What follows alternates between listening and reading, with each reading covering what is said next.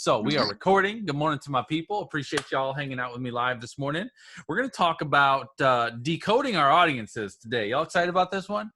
This is something that I realize this is a practice that I do, and I've been doing this for a while. Whenever I'm creating and outlining my content, I go through these series of questions for myself, probably I would say about once a month. And I've actually never taught this before. It's funny that I do it for myself, but I've never taught it before. But I do this about once a month because I really want to make sure that I got a real good pulse on what my audience is doing, and then I'm challenging myself to answer these questions. Because really, the way I'm going to frame this up for you is basically I'm gonna challenge you to ask these. Basically, the way I'm going to ask you these questions, it's like this is what your audience is asking themselves about you. And so as I go through these questions, it's really, you got to put yourself in the position of the audience of people that you're connecting with. And based upon how they're interacting with you, they're asking themselves these 7 questions, and they're trying to determine the answers to these questions. And if you can come up with the answers for these questions, it will completely change how you interact with your audience and how they interact with you. But if you do not have the ability to answer these questions, your audience can't either, and it may be a key reason why they're not interacting with you as much as you would like them to be. So I'm going to just go through these questions, and we're just going to talk about them a little bit. As always, guys, you know I love questions, so if you got questions as we go along, feel free to ask them. Good morning to you, Madeline and Keith and Glenda and Jackie. Appreciate y'all coming in. Celia, good morning. Jamie, good morning. Rosetta, good morning. Y'all are amazing. All right, we're just getting started. None of y'all missed nothing. We're just getting going. So I'm going to give you this quote before I get started today. I haven't done a quote in a while, so I'm going to do a quote today by Maya Angelou. Says, people will forget what you said. People will forget what you did, but people will never forget how you made them feel. Have you ever heard that quote before? Yeah. It's a good one to remember. It's a good one to constantly remind ourselves of what we're doing to ignite the feels with our audience. Charlie, good morning to you. All right. So the first question that I'm going to ask you, and this first question is going to give you the idea where I'm going this morning. All right. So basically, in case you guys missed what I said, those guys that came in a little late, is basically I'm asking these questions as if I am an audience member engaging with you. So these are the things that your audience is asking themselves about you. So the first question you want to ask yourself is, what impact are you making on me today? What impact are you making on me today? So when I'm creating content, when I'm creating videos, when I'm doing posts on social media, I really try to put myself in the position of my audience. And I think to myself, if they see this post, if they watch this video, if they engage with this Game Changers, if they download my app, what are they going to say to themselves, when they're watching a Justin Cappon Pro video, or they're opening up my app, or they're going through my content and thinking, what impact is he making on me today? Is he inspiring me today? Is he encouraging me today? Is he giving me clarity today? Is he showing me something that I've never seen before? Is he challenging me to get off my butt and go get something done? It's just a good question just to ask yourself. And so for you, when we think about this question, what impact are you making on me today? If you put yourself in that position and think about what your audience is asking, if you can't think of what they might be saying, that might be a problem from your end. Right? So you need to be thinking this is why I say, when I ask myself these questions, what do I really want to do? And I've told you this before, but I'll tell you again, that people will interact with you based upon their feelings in the moment, right? Feelings are the driver of business results. You got to get people stirred up. So whatever you're doing, whatever you're putting out for people to engage with, you want to be thinking to yourself, what emotion am I trying to inspire? What feeling am I trying to inspire? What impact am I trying to make? So what impact are you making on me today? And I put today in there specifically because that's something that you really need to be thinking about on a daily basis. What impact am I trying to make with this post? What impact am I trying to make with this content? Because I never want any of us to get in the trap of just posting content to just post content. Content can never be a check the box activity, ever. And that's hard because all of us know, especially those of us who have been doing it for a while, how hard keeping up with content is, and not only keeping up with content, but keeping up with good content and staying fresh and staying relevant and being engaging. Because some days you just don't feel like it. Some weeks you just don't feel like it, right? It's just sometimes you're just not in the mood. But you can never fall into the trap where you just get in the mode where I just need to post something because I need to get some content out there. Never get in that rhythm. You always need to be asking, what impact am I trying to make with this? Okay. Then second question, number 2, is what exactly do you do?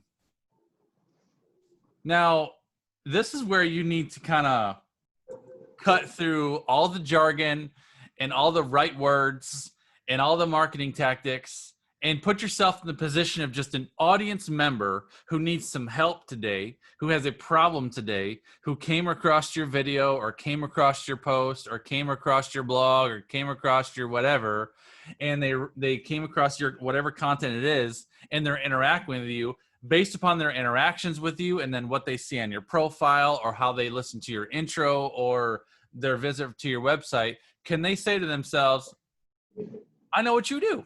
I could tell this is what you do. This is how you could help me.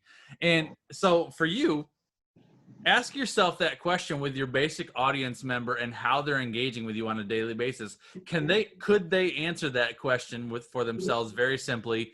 What is it that you do? What is your business? What is your mission? Why are you posting this content?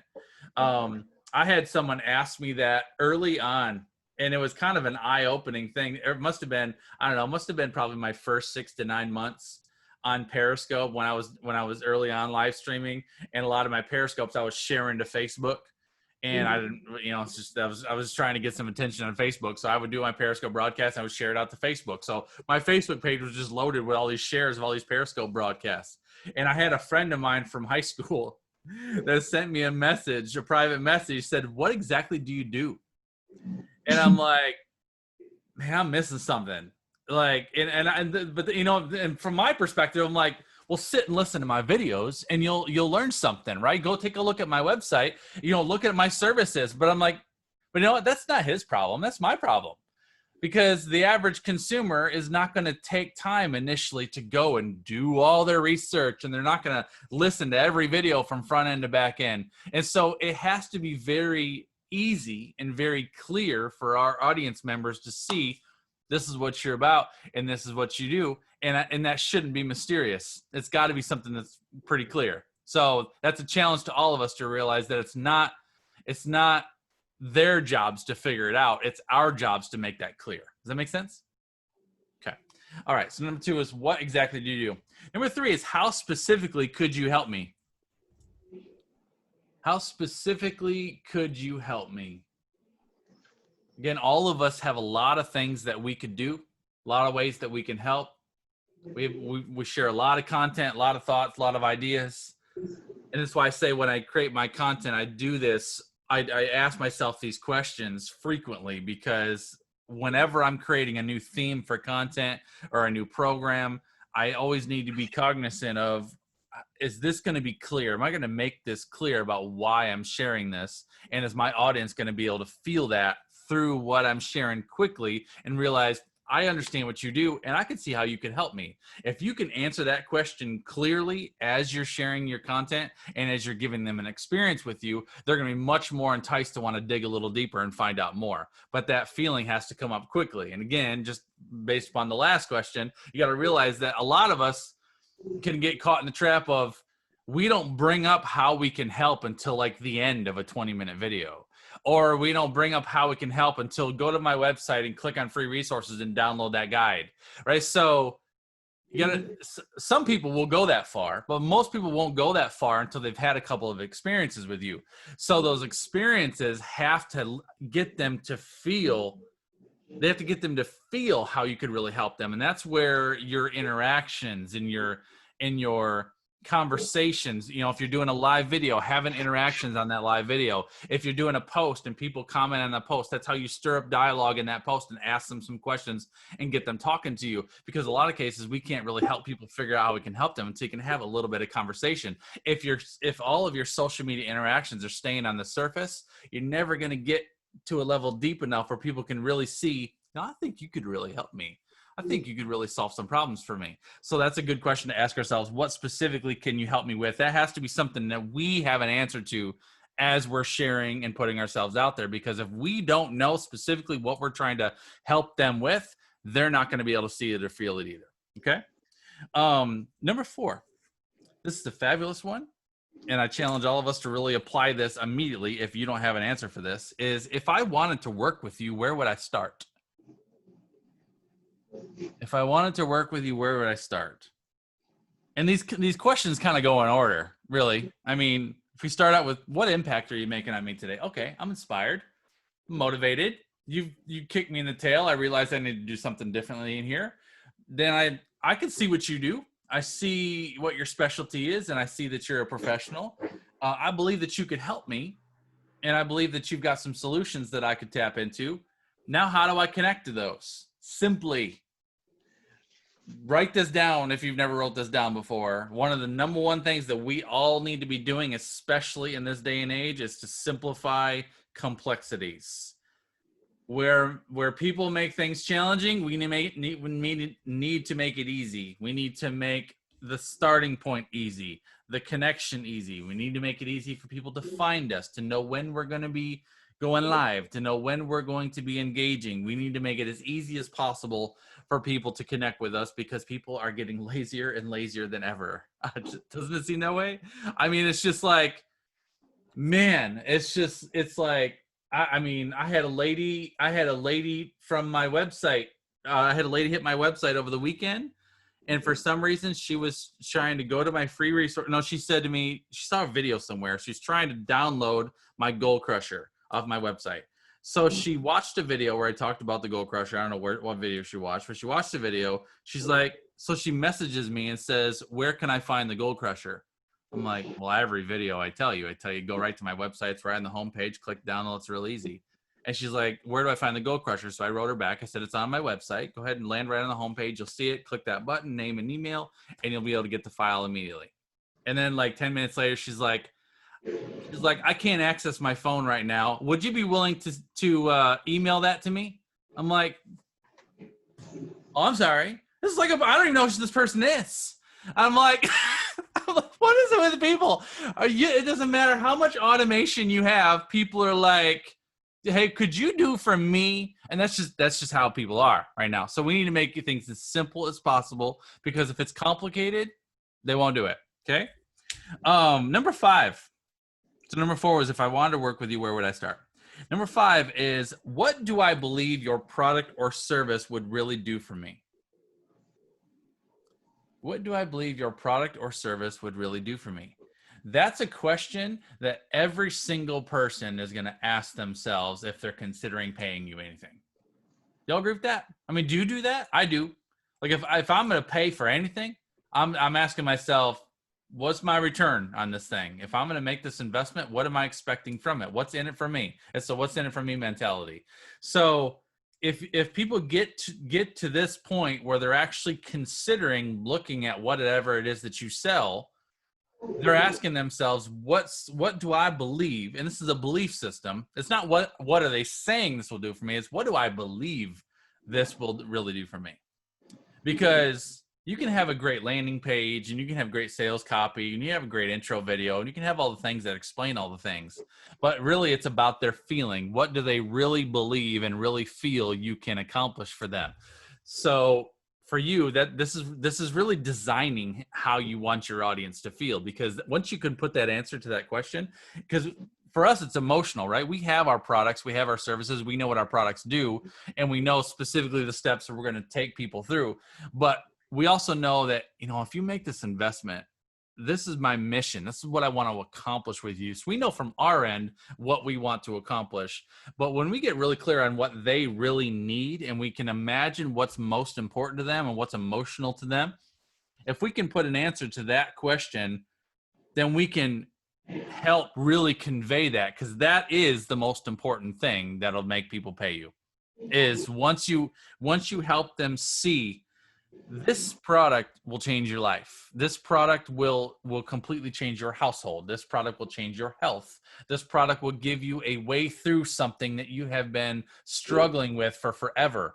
And, you just know how I get when I get on, especially on a live stream. If I get on a live stream and I get rolling into one of my products, I just start rolling on all those types of sayings, right? I get in a momentum. Like, how many of y'all want to be in the same place this time next year kind of conversation, right? Get everybody, all the feels all stirred up and be like, what are you going to do about it? All you got to do is press a button right now and go do something. How many of y'all are going to do it? Like, me.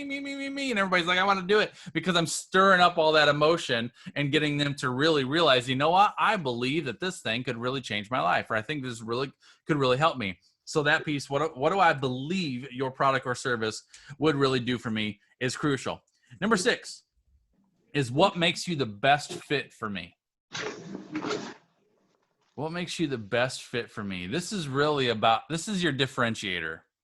This is what makes you stand out. This is what separates you from the crowd. And this does not mean that you have to be better than everybody else. It doesn't mean that you have to be the best in your lane. It just means that you have to have something that people see that draws them to you versus all the other options that they have.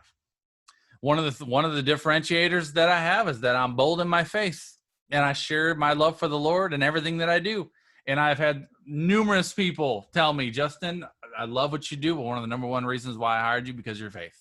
I've had another. That's probably one of the number ones. It's probably balanced with that. I'd say that's probably one of my biggest ones. One of the other biggest ones is my consistency. I cannot tell you the number of people that have told me they've hired me because I've stood the test of time. And while a lot of people will rise up and fiddle off and rise up and fiddle off, I'm even keel. I'm consistent. I'm always here. And they're like, I have no concern making a significant investment with you because I believe you'll be here several years from now. I don't feel like you're going to disappear. So, and that's takes a while. It takes a while to establish, but that's also a commitment. That's a commitment to your craft. Some of it's just personality, I've had some bad clients in the past. Like, not all clients are good clients. And I've had some people where I've just had a check in my spirit about taking their money and signing that contract. And I've shared stories with you guys before where I had one particular one. She's like, man, she is my, like, don't ever do that again. She was one of those ones where she reached out to me, and I could just tell from the front end, she was extra. Like, she defined the word extra. And I'm like, man, I just feel like, but I could tell she had money. You could see it. And I could tell the investment wasn't going to be a problem, but the Lord was just impressing upon me. Just close the door on that one, Justin. You're not going to want that, but I needed the money at the time. Like, I'll do it. It'll be fine. It was an absolute nightmare. An absolute disastrous nightmare. And one of the primary reasons was because our personalities just clashed like oil and water. Y'all have that experience with somebody? It's just some people, it just don't work. It just doesn't work. And it just, that's what, that's okay. Doesn't mean that I did anything wrong. Doesn't mean that she did anything wrong. It's just, she's just a certain type of person. That's not for me. I'm not for her. She's not for me. She needs somebody that can swallow that. I can't. It just doesn't work. So this number 6 is what makes you the best fit for me. This is such an important question to answer for yourself. When you can really take time, like for me, knowing, I've learned over the years because I've gotten direct feedback from people, Justin, I love the fact that you're so bold in your faith, and that's why I hired you. Or, Justin, your consistency is inspiring, and I believe that you're going to be the best person for me. Another thing that I get told often is that people love that I'm straight arrow. I'll tell you straight up what I think. I don't sugarcoat nothing. I don't fluff it up. This is what I see. This is what you get. And I want to be that way, because there's a lot of people that just schmooze you over and just tell you a pretty story. I'm like, if I see something that's going to take you down the wrong path, I'm going to tell you, right? So I want people to know that's how I am. Now, some people can't handle that. Some people are highly sensitive. They can't handle this straight right in your face. That I'm not for you. So it's important to identify that. What makes you the best fit? What makes you the best fit for me? All right. Number 7, last one, is how are you making this easy for me? How are you making this easy for me? If they can answer all of those questions, what impact are you making on me today? I'm inspired. I'm motivated. I'm encouraged. I've got clarity. I see what you do. I see how you could help me. I see the starting point. and I believe like I know where we would get started together. I believe your product or service would really help me. I see that you're the best fit for me because how basically once you get to that point, it's a question of what's going to push me over the edge. Because so many people, once they have answers to questions 1 through 6, they're at their tipping point. The tipping point is when they're teetering back and forth. I'm leaning in, and then I'm leaning back. I think I'm going to do it, but I'm not sure. I think I'm going to wait.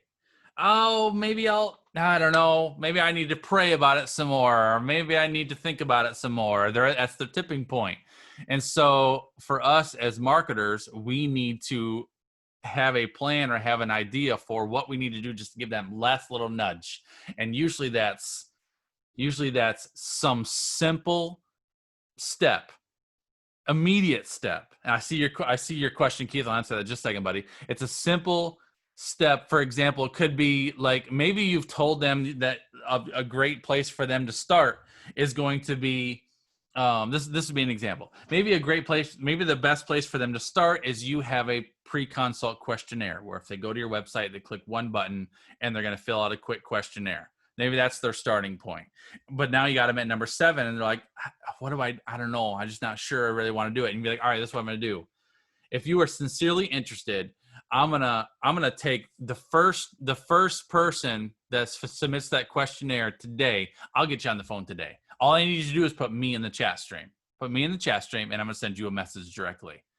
And that's combating people's ability to procrastinate and put it off, right? So if you can give them a very simple step, a very simple little bit of encouragement, or you can do something, you can do it monetarily. You can be like, the first 5 people that sign up, I'm going to give you a free bonus, or the first 2 people that reach out today, I'm going to whatever. You just giving basically how are you making this easy for me is it's not so much easy as a matter of simplicity. It's easy. It's more for me. It's more of a matter of easy as decision making. Because one of the biggest things that your audience is going to struggle with when they're thinking about paying you is the decision. They wrestle with the decision more than anything. Is it yes or is it no? Do I not? Do I wait? Is there someone else that could do this better for me? Right? So when they're in that mode, when they're in that tipping point, you got to give them something that can just make it easy for them to give you a yes. Does that make sense? Make it easy for them to give you a yes. Keith said, I've seen some coaches on Periscope years ago, nowhere to be found. Completely agree. What was that question again? Are you looking for question number 6, Keith? I think number 5. Let me just recap all of these. Question number 1 was, what impact are you making on me today? Question number 2 is, what exactly do you do? Number 3 is, how specifically can you help me? Number 4 is, if I wanted to work with you, where would I start? Number 5 is, what do I believe your product or service would really do for me? Number 6 is, what makes you the best fit for me? And number 7 is, how are you making this easy? And if you want to reframe that last question, you could say, how are you making this easy for me to decide? That would be a good way to write it out as well. Because really it's not so much about action as it's about decision. Decision is everything. Decision is their tipping point. They're trying to decide, go forward or step back. So how do you make it easy for them to decide, right? Those are 7 questions that your audience is asking themselves when they're interacting with you. If you can come up with answers for those questions and really kind of embody and communicate those answers naturally, the quicker they got answers to those questions, the quicker they're going to pull their credit card out for you, all right? I see a lot of chat, but I don't see any necessarily questions. Anybody got questions or anything you want to chime in on this? Y'all good? Sherry, go ahead. I do. I'm actively working on my introductory video for my website. And I'm thinking about taking that video and maybe framing it along the context of these 7 prompts, if you will. Yes. And would you recommend I take that video and then have that pinned somehow, maybe on my Facebook and YouTube? Yeah. Oh, yeah, it'd be spectacular. Honestly, it's a fabulous idea. Sherry, if you could, I'm actually considering making a new intro video for myself because the intro video I have in a lot of places was done like 4 years ago. So I'm thinking about making a new one, just a fresh one. And I was thinking the same thing. If I was going to make an intro, these 7 questions are the basis of my content. Because these are the things that people care about most. A lot of people, when they go and do an intro video, they tell them their bio. That's what I did. I did my first intro. It's basically, this is my bio, and I spent 15 years in corporate business, and blah blah blah blah blah. I'm like, everybody's sitting there going, I don't care, crickets. Like, what do I? You know. So this is what people care about. So I'm like, if I was to introduce myself now, I'd want to try to do my very, very best to answer these 7 questions as best as possible. So I think it's a fabulous idea, Sherry. So you could record, and this is really everybody. If you want to do a great intro video on your website, use these 7 questions, try to figure out the answers to these 7 questions, and then do a nice little 2-minute intro video that can go on your website, that can be pinned. You could even take that video and upload it as the cover photo of your Facebook page, business page, if you wanted to. You can pin it in the chat, or I'm sorry, in the comments. You can pin it at the top of a business page if you wanted to put it there. You can share that in a variety. You can put it on YouTube. You can also, on YouTube, you have on your YouTube channel, you can do a channel intro. That's actually what got me thinking about doing a new intro. I'm like, currently my channel intro is my sizzle reel, which it's cool, but it's not informative. So because I don't want to do my old one, because my old one's old. I'm like, I need to do a new intro. So this would be a great place for your channel intro on YouTube. Fabulous, fabulous idea, Sherry. Absolutely. Keith Jowers, yes, sir. And good morning to you, buddy. I can't hear you, Keith. It says you're unmuted. Can you plug in headsets, maybe? Try that real quick. Anybody else have a question while Keith's getting his stuff plugged in? No, everybody's good. We're all waiting on you, buddy. Oh, I know. And I know Glenda's probably in the house. So while we're waiting for Keith, I just want to say that, you know, I'm learning that every client is meant to be. Oh, yeah. You know, and if it doesn't work out, and I feel like I've answered those questions, I've served this person as best as possible. I just think, you know what, they're good. If they had decided to work with me, they would be one of those like troublesome clients that you talk about. Yep. And I'm like, well, I've done my best. Yep. And it didn't work out. So, yep. You know, I may offer them a couple things, but then done. Some people are fickle. Some people really are. Some people really are fickle. And you're going to have it. I mean, the more and more you get clients, I've had tons of clients that are like, I mean, I couldn't even give you a number, but I would say, I mean, I've had numerous clients over the years where I've done for them exactly what I've done for you guys. And you guys are like, Justin, you'll never get rid of me. We'll be here forever until we all go gray or the Lord comes back. Like we're hooked, right? And then I've had other people I've done exactly for them what I've done for you, and they just, the engagement's minimal. They take what they get, and then they have their stuff built, and they don't do anything with it.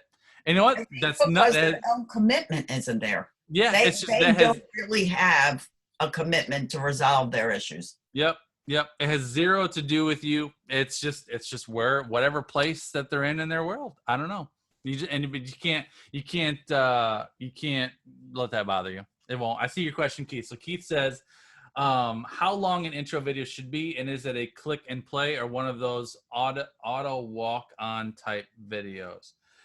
So as far as length goes on, Keith, I'd say 2 minutes. You know, 2 minutes would be perfect.